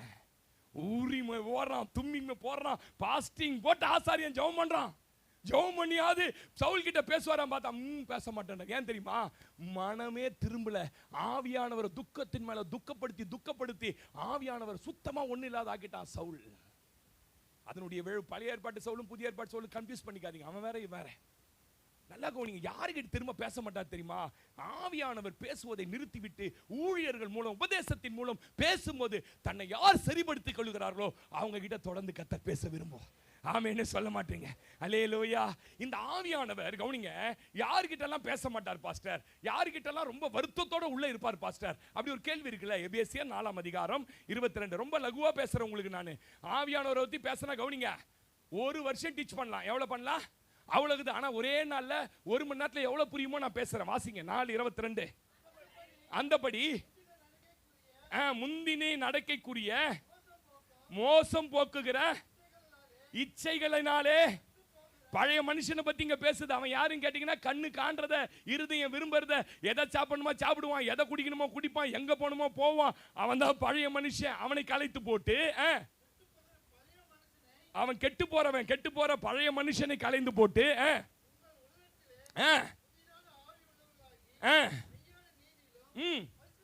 ஆ. ம். ம். ம். ம். ம். நம்ம ஒரே சரீரங்களா இருக்கிறபடியால் பொய்யை கலைந்து நல்லா கொடுங்க. புதிய மனுஷன் உள்ள வந்துட்டானா ஃபர்ஸ்ட் ஸ்டாப் பண்ண வேண்டியது என்ன தெரியுமா? என்ன ஸ்டாப் பண்ணணும்? பொய் பேசுறதை நிறுத்தணும். என்ன பேசுறதை நிறுத்தணும்? நகோமி சிஸ்டர் போன வாரம் ஒரு செய்தி எடுத்தாங்க பாருங்க, பக்குன்னு பயமாயிடுச்சு எனக்கு. என்ன பயமாயிடுச்சு? அவங்களுக்கு ஒரு தரிசனம் காட்டினாராம் ஆண்டவர். என்ன தரிசனம் காட்டினாராம்? பொய் பேச பேச மேல இருந்து தூதன் ஒருத்தன் வந்து கருப்பு கலர்ல அவங்க நெஞ்சில முத்திரை போட்டுக்கினே இருக்கிறானா. முத்திரையாக தான் கருப்பு கருப்பா அவங்க நெஞ்சில என்ன பண்ணுகிறானா. எனக்கு பக்குன்னு ஆயிடுச்சு. எனக்கு சில நேரம் பாஸ்டர் போன் பண்ணுவார், எங்க பாருங்கிற பாஸ்டர் வெள்ளக்கரன். ஏன்னா வீட்டில் கரன் சொன்னா வா உடனே கிளம்பி எங்கனான்னு. ஐயா வெள்ளக்கரன் பாருங்க, இனிமே அதை கூட சொல்லக்கூடாது. உள்ளதை உள்ளதென்றும் இல்லதை இல்லதென்றும் சொல்லுங்கள், அதற்கு மிஞ்சினது எல்லாம் தீமையினாலே உண்டாயிருக்கும். அவங்க சொன்ன உண்மை. பொய் பேச பேச என்ன பண்ணு? ஏன்னா பொய்யர்கள் தேவனுடைய ராஜ்யத்தில் பிரவேசிப்பதில்லை. எப்படி? அவன் மேல அடையாளமே என்னன்னா பொய் பேச பேச ஒரு முத்திரை. ஆமேன்னு சொல்லுங்க போட்டுக்கினே. பரிசுத்த ஆவியானவர் எப்படி வந்தவன முத்திரை போட்டாரோ, பொய் பேசுறவங்க மேல ஒரு முத்திரை. முதல்ல உள்ள புது மனுஷன் வந்தானா புருஷன் கிட்ட உண்மையை பேசணும். ஆமேன்னு சொல்லுங்க. மனைவி கிட்ட ரொம்ப பயமாகுது பாஸ்டர். அல்லேலூயா. நல்லா கவனிங்க. 4 சம்பளம்லாம் கரெக்டாக சொல்லணும், எவ்வளோ வண்டி ஓடிச்சுன்னு சொல்லணும். சும்மா இங்கே ஒரு டிக்கெட் போயிட்டு அங்கே ஒரு பாயிட்டு என்ன பண்ணக்கூடாது. 4 வாசி வருத பொய்களை கலைந்து அவனவன் பெருநூறு பொய்யை மெய்யை பேச கடவன். 2வது எங்க வைக்கிறாரு கைய? சில ஆள்லாம் சொல்ல பாருங்க, நான் வெட்டி விடுவேன் கையில் ஒடி கத்தி நான் தூள் தூளா வெட்டிட்டு இருப்பேன், குத்திட்டு இருப்பேன், அடிச்சிட்டு இருப்பேன். எனக்கு மட்டும் பார்த்தா அந்த நேரத்தில் வந்த வெறிக்கு வெறியெல்லாம் இனிமே பிடிக்கூடாதுன்றாரு. என்ன பிடிக்கூடாது? ஆமா, கோபம் கொண்டாலும் பாவம் செய்யாதீர்கள். கோபம் வந்தோடனே கூடிய எரிச்சல் ஆகுது இந்த வீட்டுக்குள்ள வரதுக்கு. சனி உங்க மூஞ்ச பார்த்தாலும் எரிச்சல் ஆகுது. பாத்துக்கிறீங்களா? அந்த மாதிரி எரிச்சலாவே என்ன பண்ணக்கூடாது வீட்டுல. ஆவியானவர் உள்ள வந்துட்டாருன்னா டேனி எரிச்சலா என்ன பண்ணக்கூடாது நம்ம கிட்ட. கோபம் வரக்கூடாது. கோபத்தை தொடர்ந்து வர எரிச்சல் என்ன பண்ணக்கூடாது. சிலர்லாம் பாருங்க சொன்னா பாருங்க, யார் யோனா சொன்னா பாருங்க, சாவர வரைக்கும் நான் இப்படிதான் இருப்பேன். அவர் சொன்னார், எப்பா இதுக்கு மேல உங்ககிட்ட நான் என்ன பண்ண முடியாது, பேச முடியாது, போடா எரிச்சலா வேண்டாரு. நல்லா கவனிங்க. ஆவியானவர் வந்துட்டாருன்னா பொய்யை ஸ்டாப் பண்ண சொல்லுவாரு, கோவப்படுறதை ஸ்டாப் பண்ணுவார். வெட்டிடுவேன், குத்திடுவேன், பழைய மாதிரி எனக்கு ஒண்டிப்பா ஒரு கத்தி கொடுங்க பாஸ்டா வெட்டி. இதெல்லாம் இனிமே வாயிலிருந்தே வரக்கூடாது. உள்ள ஆவியானவர் உள்ள மூர்க்கத்தின் ஆவி இருக்குதுன்னு அர்த்தம். அப்புறம் சிஸ்டர் இதெல்லாம் யாரோட சரக்கு? அப்ப உங்களுக்கு பிசாசு சரக்கு உள்ள வச்சுருக்கணும்னு ஆசைப்படுறீங்களா? வாசிங்க தொடர்ந்து, டைம் ஆயிடுச்சு.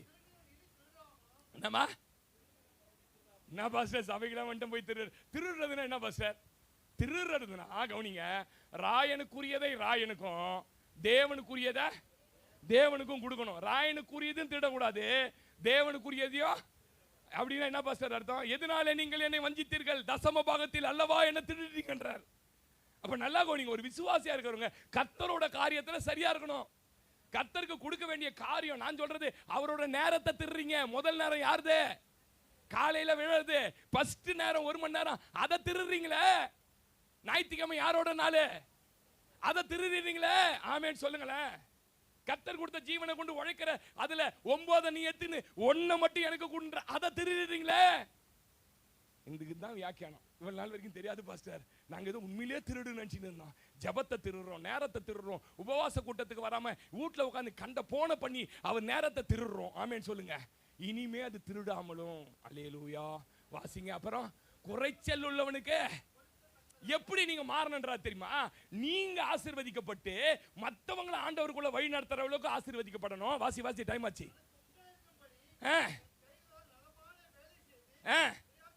நாங்களே இதை தான் சொல்றோம், நல்ல வேலை செஞ்சு சாப்பிடுங்கன்னு சொல்றோம். பிரயாசப்பட கடவன். ரொம்ப முக்கியம். என்னது? கெட்ட வார்த்தை வந்து எனக்கு அது என்ன உள்ளது வந்துச்சு வாயில, சொல்ல வேண்டியதானே. சிலர்லாம் சொல்றான், கல்யாணம் ஆகி ரசிக்கப்பட்டு சபைக்கு போய் அசிங்கசியமா பொண்டாட்டி திட்டுறாலாம் எனக்கு தெரியும். இதெல்லாம் செய்யும்போது உங்களை தடுப்பாரா உள்ள அடிப்பாரா? எனக்கு ஒரு ஆசை, ஒரு பக்கத்தை கொம்பு வச்சு மொளாக்கு அடிக்கணும். பட்டாக்கு பட்டாக்கு அப்படியே ஐயோ எங்க இந்த அடி விழுதுன்னே தெரியல. பட்டப்பட்டியா வீங்க மஞ்சா போடணும். ஆமேன்னு சொல்லுங்க. நாட்டுக்கோழி அடிச்சு என்ன பண்ணோம், அந்த வீக்கத்தெல்லாம் கரைக்கணும். தடுக்கவே மாட்டாரு பாருங்க. வாசிங்க வாசிங்க பிரதர். கெட்ட வார்த்தை ஒண்ணு வாயில, ஒருத்தர் ஆம்பளை வாயில பொம்பளை வாயில புறப்படக்கூடாது. அதுக்கு பதில் பக்தி வீரத்துக்கு ஏதுவான வார்த்தை உண்டானால் ஏன் இதெல்லாம் செய்யக்கூடாது தெரியுமா? நீங்க வாசிங்க பிரதர். அன்றியும் இப்ப வந்துச்சா ஐயா, நீ மீட்கப்படுற நாளுக்காக எப்ப ஆண்டவர் வராரோ அது வரைக்கும் உன் மேல ஒரு முத்திரை போட்டு வச்சிருக்கிறீங்க. நீ என்னுடையவன், நீ என்னுடையவன் முத்திரை போட்டு வச்சிருக்கிற. அதனால இந்த பிசாசுக்கு இடம் கொடுத்ததெல்லாம் என்ன பண்ணாதீங்க. மீட்கப்படும் நாளுக்கென்று நீ ரட்சிக்கப்பட்டு திருவசனத்தை கேட்டு சபைக்கு வந்தவன ஒரு முத்திரை போட்ட பாரு. அந்த முத்திரையெல்லாம் நான் எடுக்க மாட்டேன். அந்த முத்திரை இருக்கும். ஆனா நீ உள்ள உட்கார்ந்து இந்த வேலையெல்லாம் செஞ்சினா மீட்கப்படும் நாளுக்கென்று முத்திரையாய் பெற்ற பரிசுத்த ஆவியை என்ன பண்ணிடாதீங்க, என்ன பண்றாதீங்க, துக்கப்படுத்திராதீங்க. இங்கிலீஷ்ல என்ன தெரியுமா வந்திருக்கு? வருத்தப்படுத்துறாங்களே, நம்ம விசனப்படுறோமா, துயரப்படுத்துறோமா. ஒருவர் மீது இவ்வளவு வருத்தம் துயரம் அவங்க மேல நமக்கு ஒரு ஒரு ஒரு ஒரு இது இல்லாதப்ப பேசுவோமா? சொல்லுங்களேன். ஏன் என்கிட்ட பேசுற பாஸ்டர்னு ஒருத்தர் கேட்ட, உங்க மேல எனக்கு கொஞ்சம் வருத்தம் பாஸ்டர். என்ன என்கிட்ட நேரடியா கேட்க வேண்டியது தானே? இல்ல இந்த மாதிரி நீங்க சொன்னீங்களா? எப்ப சொன்னேன்? அப்ப வருத்தம் வந்தாலே என்ன பண்ணுவோம்னு கேட்டீங்கன்னா பேசுறது ஸ்டாப் பண்ணிடுவோம். ஆண்டவருக்கு நாம் செய்கிற செய்கைகள் சில நேரங்களில் வருத்தம் வரும்போது ஆவியானவர் நமக்குள்ளே பேசுவதை நிறுத்தி விடுகிறார். தெசலோனிக்கர் 5:19 தொடர்ந்து பேசி பேசி கீழ்ப்படியாத போது அவர் ஆவியை அவித்து போட்டு விடுகிறோம். அவித்து போடுறதுன்னா என்ன பாஸ்டர்? குஞ்ச் அப்படின்னு ஒரு வார்த்தையை டிரான்ஸ்லேட் பண்ணியிருக்காங்க.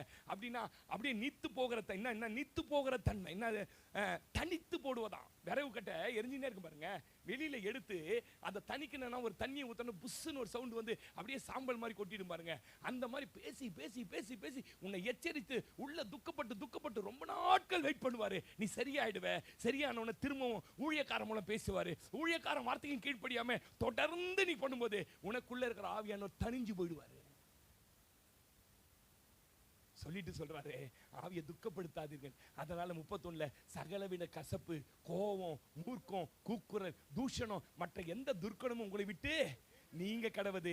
ஒருவருக்கு ஒருவர் தயவாயும் மன உருக்கமாயும் இருந்து கிறிஸ்துவுக்குள் தேவன் உங்களை மன்னித்தது போல. அல்லேலூயா, ஆமென் சொல்லுங்களேன். இப்ப எத்தனை பேருக்கு ஆவியானவர் பத்தி கொஞ்சம் கிளாரிபிகேஷன் வந்துச்சு? ஆமென் சொல்லுங்க. இந்த ஆவியானவர் நமக்குள்ளே வந்து துக்கப்பட்டுக்கிட்டே இருக்க கூடாது. நீங்க மருமக கிட்ட சண்டை போடும்போது, மாமியார் கிட்ட சண்டை போடும்போது உள்ள உட்காந்து என் புள்ள நான் ஜாயினஸ் ஒரு சந்தோஷத்தின் ஆவியை கொடுத்துருக்கிறேன் பாரு, இவன் ஏன் இப்படி பண்றான் உள்ள இருந்து விசனப்படுவார், வருத்தப்படுவார். உங்களை லீட் பண்ண முடியாம போய்டும். நான் ஒரு ரகசியம் சொல்லி தரேன். இந்த ஆவியானவரை வைத்துதான் வரங்கள். இந்த ஆவியானவர் உங்களுக்குள்ள சந்தோஷமா இருந்தாதான் உங்க மூலம் வரங்களை செயல்படுத்துவார். அவரே உள்ள சந்தோஷம் இல்லாம துக்கமா இருக்கும்போது நீ சொல்ற வார்த்தையை கணம் பண்ண மாட்டாரு. நீ போய் ஒரு இடத்துல ஜெபம் பண்ற, சும்மா பேருக்குன்னா ஊழியத்தை கூப்பிடுறாங்கன்னு ஜெபம் பண்ற, அங்க ஒரு அற்புதம் நடக்காது, எதுவும் நடக்காது. நல்லா தானே பாஸ்டர் ஜெபம் பண்ண, பயங்கரமா ஜெபம் பண்ண பாஸ்டர், முட்டி முட்டி ஜெபம், உள்ளகிறவர் துக்கமா இருக்கிறாரு. சொல்லுங்க ஆமீன் சொல்லுங்க. 9 வரமும் ஒரு மனுஷனுக்குள்ள எப்ப தெரியுமா கிரியை செய்ய துவங்குது? ஆவியானவர் உள்ளே இருந்து சந்தோஷமாய் செயல்படும் போது. அல்லேலூயா. நீங்க சபைக்கு வரலாங்க, உபவாசம் எடுக்கலாம், ஜெபம் பண்ணலாம், எல்லாம் பண்ணலாங்க. இவரை துக்கப்படுத்தி விட்டு எல்லா காரியத்தையும் செய்யும் போது ஒரு கிரியையும், ஆமென் சொல்லுங்க, இந்த ஆவியானவரை வைத்து தான் நமக்குள்ளே வரங்கள் செயல்படுது. அவர் நமக்குள்ள சந்தோஷமா இருக்கும்போது தான் நமக்குள்ள வல்லமையாய் சந்தோஷமா செயல்படுவாரு. இல்லைன்னா அவர் என்ன பண்ண மாட்டாருன்னு கேட்டீங்கன்னா, உள்ள இருப்பாரு, செயல்படாம அமைதியா இருப்பார், ஒண்ணுமே பேச மாட்டார், ஒண்ணுமே பண்ண மாட்டார். நம்ம பாட்டுன்னு ஜெபம் பண்ணிட்டு இருப்போம். இந்த ஆவியானவர் உள்ளே வந்ததனுடைய அடையாளம் பாத்தீங்கன்னா, பல பல பாஷையை பேச தொடங்கும். அந்நிய பாஷை தான் ஆவியானவருடைய அடையாளம். ஆனா அந்நிய பாஷை தான் ஆவியானவர் இல்ல. நல்லா கவனிங்க. உள்ள வந்துட்டாருன்னா உங்களுக்கு ஏறியாத டங்ஸ்ல என்ன பண்ணுவீங்க? பேச ஆரம்பிக்கும். வாசிங்க 1 கொரிந்தியர் 14:4 வாசிங்க. அது எதுக்காக பாஸ்டர் இந்த அந்நிய பாஷைக்கு ஆவியானவர் கொடுத்திருக்கிறாரு? நான் சொல்லி முடிக்கிறேன். வாசிங்க. அந்நிய பாஷையில பேசுகிறவன் தனக்கே பக்தி விருத்தி உண்டாக பேசுகிறான். தீர்க்க தரிசனம் சொல்லுகிறவனோ, இந்த ஆவி அந்நிய பாஷைக்கும் இந்த தீர்க்க தரிசனத்துக்கும் ரொம்ப கனெக்டட் உண்டு. கவனிங்க. நல்ல அந்நிய பாஷை பேசுற ஆளுங்களை பாருங்களேன். நல்ல அந்நிய பாஷை பேசுற ஆளுங்க தீர்க்க தரிசனம் வர உடையவங்களா இருப்பாங்க. பேசிக்கினே இருப்பேன். நானே எனக்கு ரட்சிக்கப்பட்ட ஞாபகத்தில் அபிஷேகம் பெற்ற நாளில் ஞாபகம் இருக்குது. பேசிக்கினே இருப்பேன் பாருங்க அந்நிய பாஷை. எனக்கு ஆக்சிடென்ட் ஆகி அனிதா சிஸ்டர் வீட்டுக்காரர் தான் ஆக்சிடென்ட் ஆகி அன்கான்சியஸை தூக்கின்னு வந்தார். அவர் ஆட்டோவில் போட்டு தூக்கிட்டு வந்தார். அப்போ அந்த டாக்டர் கேட்டார், இவர் இன்னமும் பேசுறாரு, இன்னமும் சொல்ற வராரு, மண்டை பூரா அடி, இன்னமும் சொல்ல வராருன்னு போய் கிட்ட போய் பார்த்தா சுரேஷ் அந்நிய பாஷையில் பேசிட்டு இருக்கிறாரு அவரு. ஆமேன்னு சொல்லுங்களேன். அல்லேலூயா. அந்நிய பாஷை நீங்க உள்ள இருந்து பேச பேச என்ன ஆகும்? உங்களுக்குள்ள பக்தி அப்படியே விருத்தி அடைய ஆரம்பிக்கும். விருத்தி அடையுமாக்கும். அப்படியே ரபாலா சந்தானமா ரக்க பவுடரதல பவுடரா சிகதல பக்கபா அப்படியே பேச பேச உங்களுக்குள்ள ஒரு புத்துணர்ச்சி வரா மாதிரி இருக்கும். ஆமென் சொல்லுங்க. அதனால தான் காலையில பிரேயர்ல 1/4 மணி நேரமாவது ஆவியானவரோட என்ன பண்ணணும், உங்களுக்குள்ள பக்தி விருத்தி அடையணும். சபையில பாருங்க சில நேரத்தை அந்நிய பாஷை பேசினே இருப்போம். அப்படி தீர்க்க தரிசனத்தை ஆவியானவர் என்ன பண்ணுவாரு, அடிப்பாரு பாருங்க. யாரோ ஏதோ பிரச்சனை வந்திருப்பாங்க, இன்னையே நீ கெடுத்துக் கொள்ளுகிறாய், உனக்காக நான் இருக்கிறேன், இன்று நீ சாக வேண்டாம்னுவாரு. கரெக்டா செத்துலாம் இன்னைக்கு முடிவோட ஒரு ஆள் வந்திருப்பாங்க. இந்த அந்நிய பாஷை ஆவியானவர் வந்து, ஆனா அந்த அந்நிய பாஷை தான் ஆவியானவர் இல்ல. நல்லா கவனிங்க. அந்நிய பாஷை பேசுற ஆளும் ஆவியானவரை துக்கப்படுத்திட்டா உள்ள இருந்து ஆவியானவர் செயல்படாம வெறும் அந்நிய பாஷை மாத்திரம் பேசின்னு இருக்கும். நான் பேசுறது புரியுதா உங்களுக்கு? ஆவியானவருடைய செயல்பாடு இல்லாமலே அந்நிய பாஷை பேசலாம். ரெட் ஹில்ஸ்ல பாருங்க, எங்க ஐஎம்எஸ்ல இருக்க ஒருத்தர் 25 லட்சம் ஏமாந்துட்டார். ஒரு பில்டர், அவரு பொருளுக்காக கொடுத்து 25 லட்சம் ஏமாந்துட்டு ஓட்டான். இப்போ நான் கேட்டேன், என்ன ஆச்சு, இவ்வளோ எக்ஸ்பீரியன்ஸாக இருக்கிறீங்க, இவ்வளோ அனுபவத்தில் இருக்கிறீங்க, 25 லட்சம் ரூபாய் கொடுத்து ஏமாந்துட்டு இருக்கிறீங்க, பாவம் இவ்வளோ கஷ்டத்தில் மாட்டிக்கிட்டீங்களே. பாஸ்டர், அவன் உங்களை மாதிரியே வெள்ளை சட்டெல்லாம் போட்டுருந்தான் பாஸ்டர், உங்களை மாதிரியே எப்போ பாரு அந்நிய பாஷை பேசினான் பாஸ்டர். அவர் சொன்னார், அந்நிய பாஷை என்கிட்ட வந்து ஜபனா ரிபா பாபா, நான் அந்நிய பாஷெல்லாம் பேசுறானே, உள்ள கடவுள் இருக்கிறார் போல இருக்குதுன்னு நினச்சின்னு நான் குட்டி ஏமாந்துட்டேன். அப்போ நல்லா கவனிங்க, அந்நிய பாஷை பேசுறவங்களாம் ஏமாற்ற மாட்டான்னு அர்த்தம் கிடையாது. அந்நிய பாஷைன்றது ஒரு லாங்குவேஜ். ஸ்கூல்ல வேலை செய்யறாங்க ரோஷினி, ஒரு பையன் சரியா இல்ல, டிஸ்மிஸ் பண்ணி அனுப்பிச்சிட்டு, டிஸ்மிஸ் திஸ் இஸ் ஸ்கூல் அப்படின்னு அனுப்பிச்சிட்டு உடனே சர்டிஃபிகேட்லாம் வாங்கி போயிட்டான், கரும்புள்ளி வச்சு அனுப்பிச்சிச்சு. வீட்டுக்கு போனாலும் மம்மி ஐ எம் ஹேங்கிரி, பசிக்குது, இங்கிலீஷ் பேசுவான். பண்ணியாச்சு டிஸ்மிஸ். டாக்டர் சீட்டை கிஷ்டாங்க, இவர் தப்பா ஆபரேஷன் பண்ணிட்டாருன்னு. ஆனா வீட்டில் இருக்கிறவனுங்களாம் அவன் தான் என்ன பண்றான், மருந்து எழுதுறான். அவன் டாக்டருக்கு படிச்சது தான் கேன்சல் ஆகிக்குது, ஆனா உள்ள இருக்கிறது என்னது. அந்த மாதிரி தான் ஆவியானவர் உள்ள வந்துட்டார்னா அடையாளம் அந்நிய பாஷை, தீர்க்க தரிசனம். கொஞ்ச நாள் அந்நிய பாஷை பேசுறவனே ஆவியானவர் துக்கப்படுத்தினார்னா வெறும் அந்நிய பாஷை மட்டும்தான். அதனால தான் வீட்டுக்கு சட்டை போட்டு வந்து எல்லாம் பாஸ்டர் ஹபா ராக்கா தக்கோதோ இருள பாக்குறேன், டியூப் லைட்டை போடு வெளிச்சம் வரும் வச்சிட்டு இருக்கிறாங்க. உனக்கு ரிகா பாரா பாரா உன் சொந்த தம்பியை வச்சுக்கிறான். பாவம் அவன் எங்கேயோ குழந்தை ஓடி நிற்கிறான். அவன் தம்பி வச்சுக்கிறான், குள்ளமாய் ஒரு உருவத்தை பார்க்கிறேன், கட்ட மீசை பக்கத்து சித்தப்பாவா. நம்ம ஆளுங்களுக்கு அந்நிய பாஷை பேசி 2 வார்த்தை சொல்லிட்டானா என்ன ஆயிடும், நம்ம ஆளுக்கு பயங்கர வலிமையான பாஸ்டர். அது 2-3 பேர் இருக்கிறாங்க, எப்படி ஆட்டணும், எப்படி ஆட்டணும், பயங்கர வலிமையா பேசினார் பாஸ்டர். அந்த கேம்புக்கு போன பாருங்க பாஸ்டர், ஒரு 3 பேர் தலைமுடி பூச்சி ஆட்டினார் பாருங்க, சொல்லலாம் கட்சி வாயில ரத்தம் ஊத்துது பாஸ்டர். காலியா வந்துக்கிறாரு ரத்தம் குடிக்கா. நம்ம ஆட்களுக்கு அந்நிய பாஷை பேசிட்டா சொல் பிராடி 25 லட்சம் ஏமாத்திட்டு போயிட்டு. அந்நிய பாஷை தான் ஆவியானவர் அல்ல, உள்ளே இருப்பதனுடைய அடையாளம். இது நமக்கான அடையாளமே இல்லை, தெரியுமா உங்களுக்கு? புறஜாதிகளுக்கு அடையாளம் சொல்றார் பவுல். அந்நிய பாஷை என்பது நீங்க ஆவியானவர் உள்ள வச்சிருக்கிறீங்கன்னு புறஜாதியார் கண்டுகொள்வதற்கு. எத்தனை பேருக்கு நான் பேசுறது புரியுதா? அல்லேலூயா சொல்லுங்களேன். அப்ப உள்ள இருந்து அவர் என்ன பண்ணக்கூடாதுன்னா துக்கப்படுத்தக்கூடாது, நமக்குள்ள பக்தி விருத்தி அடைவதற்கு தான். ஆமென். 39-40 வசனங்கள்ல சொல்றாரு. 1 கொரிந்தியர் 14 அந்நிய பாஷையும் தீர்க்க தரிசனமும் பிரிக்க முடியாதுன்றாரு. வாசிங்க.